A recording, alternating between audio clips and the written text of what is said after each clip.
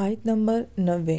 انا بے شک الذین جن لوگوں نے کفر و کفر کیا بعد ایمانہم اپنے ایمان لانے کے بعد، ثم ازدادوا پھر انہوں نے زیادہ کر لیا کفرن اپنے کفر کو، یا یوں بھی کہہ سکتے ہیں کہ جو ایمان لانے کے بعد اپنے کفر میں اور بڑھتے چلے گئے،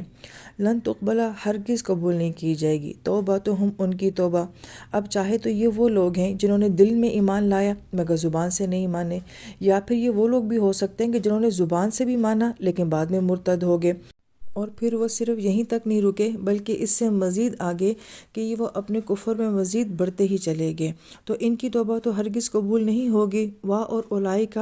یہ وہی لوگ ہیں، ہم وہی ہیں الضالون جو کہ گمراہوں میں سے ہیں۔ گرامر کے لحاظ سے جب اللہ تعالیٰ اس میں اشارہ استعمال کرتے ہیں، ساتھ ہم ضمیر لے کر بھی آتے ہیں، تو اس سے بات کے اندر بہت شدت ہو جاتی ہے۔ ہم اپنی اردو زبان میں اگر یہ کہیں کہ سب لوگ خراب ہیں،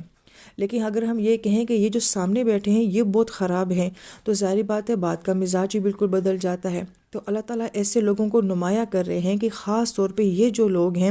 یہ الظالون ہیں۔ اب ظالون کے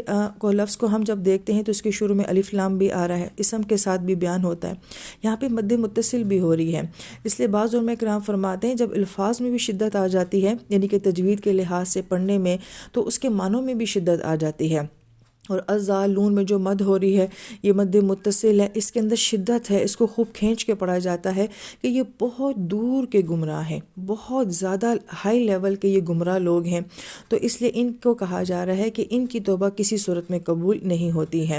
اب یہی بات کہ عوام الناس جب یہ کہتی ہے کہ اللہ تعالیٰ توبہ نہیں بھی قبول کرتے، نافرمان لوگوں کی بھی توبہ بعض اوقات قبول نہیں ہوتی ہے، تو ہمیں دیکھنا چاہیے کہ کن لوگوں کے بارے میں اللہ پاک نے فرمایا ہے کہ ایسے لوگوں کی توبہ قبول نہیں ہوتی۔ خدا نہ خواستہ اگر ہم اسی کیٹیگری میں آتے ہیں تو پھر آیت مبارکہ ہمارے لیے بھی ہے، لیکن اگر ہم اس لیول کے نہیں ہیں کہ جنہوں نے براہ راست نبی علیہ السلام کو نہیں دیکھا، براہ راست نبی علیہ السلام سے قرآن نہیں سنا، آپ علیہ السلام کے معجزات براہ راست نہیں دیکھے ہیں، تو گویا کہ پھر ہم ان ظالمون کی کیٹیگری میں نہیں آتے ہیں۔ تو یہ بہت ضروری ہے کہ کہاں کس وقت کس موقع پہ کس سے بات کی جا رہی ہے۔